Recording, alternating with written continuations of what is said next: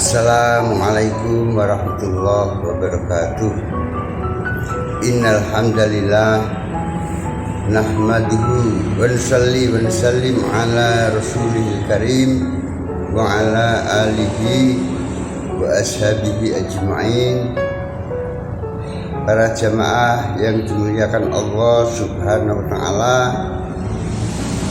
umat apabila sudah rusak maka akan terjadi bencana di sana sini, bencana yang tidak akan pernah berhenti, baik itu ekonominya hancur, politiknya porak-poranda, kemudian keamanan tidak terjamin, antara satu dengan yang lain saling bermusuhan, dan seterusnya dan seterusnya. Inilah tanda-tanda apabila umat ini sudah mulai rusak. Ketika umat ini sudah rusak, maka Allah Subhanahu wa taala menyelesaikan semua permasalahan manusia ini dengan satu cara saja. Caranya yaitu Allah turunkan nabi, Allah turunkan rasul. Kemudian tugas nabi dan tugas rasul tidak lain dan tidak bukan adalah bagaimana umat ini mau kembali kepada Allah Subhanahu wa taala. Ketika umat sudah mulai kembali kepada Allah Subhanahu wa taala, maka alam pun akan menjadi baik. Ketika umat sudah menjadi baik, nabinya meninggal dunia, lama-kelamaan umatnya rusak lagi. Allah akan kirim nabi lagi. Demikian terus menerus sampai akhirnya nabi yang terakhir adalah Nabi Muhammad SAW. Dan sekarang para jamaah yang dimuliakan Allah, baginda Rasulullah SAW sudah tidak ada lagi, tidak ada di sini, tetapi tugas kenabian, tugas menyampaikan agama ini berada di pundak-pundak kita semua, berada di pundaknya semua umat Islam yang sudah bersyahadat asyhadu alla ilaha illallah wa asyhadu anna muhammadar rasulullah. Maka dia punya tanggung jawab mengajak umat agar kembali kepada Allah Subhanahu wa taala. Mengajak umat kembali kepada Allah artinya berdakwah. Jadi para jamaah yang dimuliakan Allah, dakwah ini mengajak, bukan mengajar. Berbeda antara mengajak dengan mengajar. Saya tidak bisa main badminton, saya mengajak teman saya yang ahli badminton. Tujuan mengajak teman saya yang ahli badminton, padahal saya tidak bisa badminton. Tujuannya apa? Tujuannya menghidupkan suasana badminton agar hidup di kampung saya. Ini yang pertama. Kemudian saya mengajak orang yang ahli badminton dalam rangka agar bagaimana saya sendiri juga ahli dalam hal bermain badminton. Mengajak mancing, padahal saya bukan orang ahli mancing. Mengajak orang yang ahli mancing, mengajak untuk mancing di pinggir sungai atau di tengah lautan, tujuannya supaya menghidupkan suasana mancing di tempat-tempat kita sehingga tidak terjadi pengangguran. Kemudian yang kedua, setelah menghidupkan suasana mancing, saya mengajak orang ahli mancing supaya saya pun juga bisa memiliki kepandaian bagaimana cara mancing yang benar. Ini caranya mengajar. Berbeda dengan mengajar. Kalau seseorang ingin mengajar, maka dia harus memiliki ilmunya terlebih dahulu.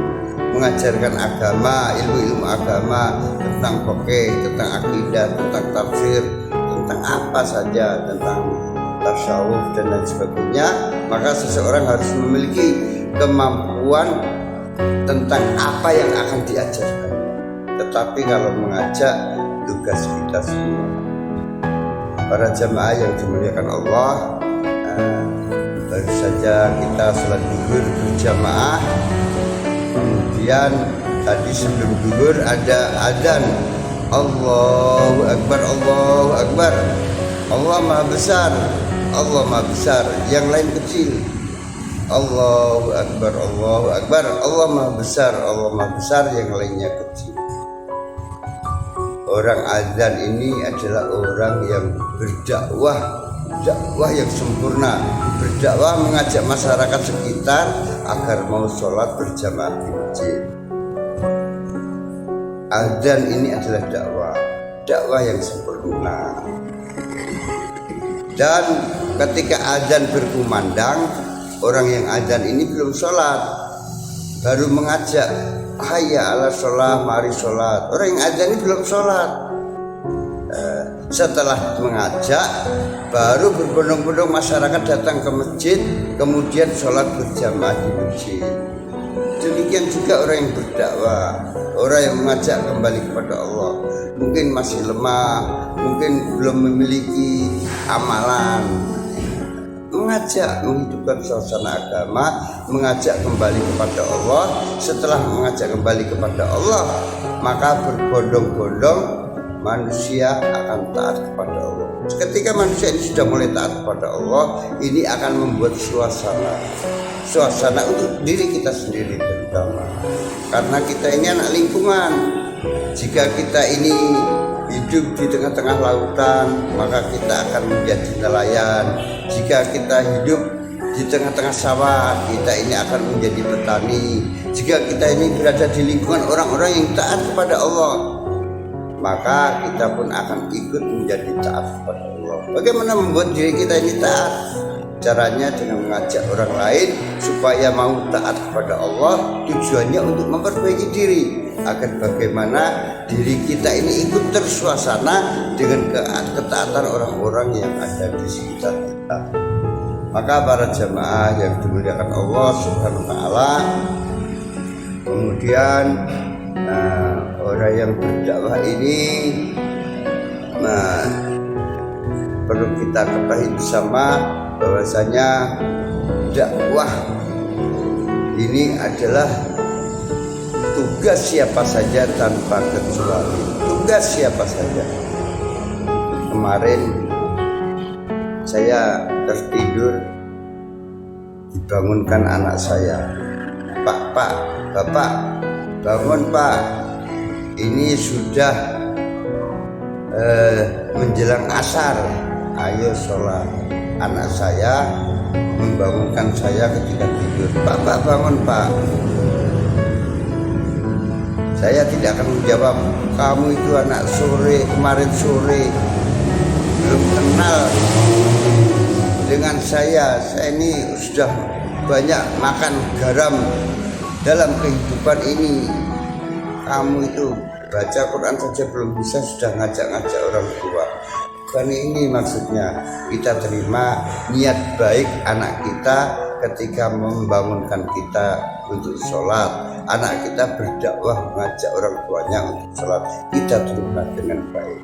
Siapapun, kalau ada orang yang mengajak kepada Allah Subhanahu wa taala, maka marilah sama-sama kita terima dengan hati yang legowo, karena demi untuk kemakmuran agama kita ini, yaitu agama Islam.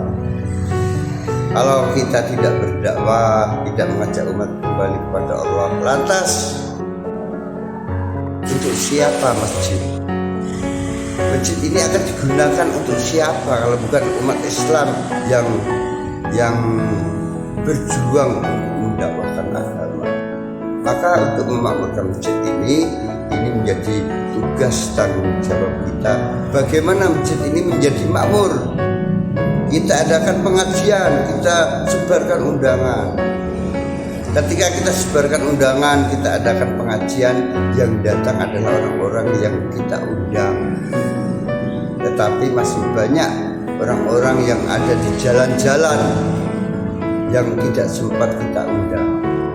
Maka dakwah ini adalah mendatangi orang per orang, dari pintu ke pintu, dari lorong ke lorong, dari warung ke warung. Kita ngomong masalah agama, ngomong masalah tentang kehidupan. Kita bicara bahwa kita ini bekerja siang malam, pulang, kemudian kerja lagi siang malam, kemudian pulang lagi. Nanti ujung-ujungnya kita akan sampai juga ke alam kubur. Di alam kubur semuanya ditinggal, anak istri ditinggal, suami ditinggal, orang tua ditinggal, anak ditinggal, harta kekayaan ditinggal semuanya. Satu-satunya yang kita bawa hanya dua perkara, yaitu iman dan amal soleh. Ketika iman dan amal soleh ini ada pada diri kita, maka insya Allah kita akan selamat untuk dunia kita dan kita akan selamat untuk akhirat kita. Mudah-mudahan yang sedikit ini, jika ada yang salah, mohon maaf. Subhanallah wa bihamdihi, subhanakallahumma wa bihamdika, asyhadu an la ilaha illa anta, astaghfiruka wa atubu ilaik. Wassalamualaikum warahmatullahi wabarakatuh.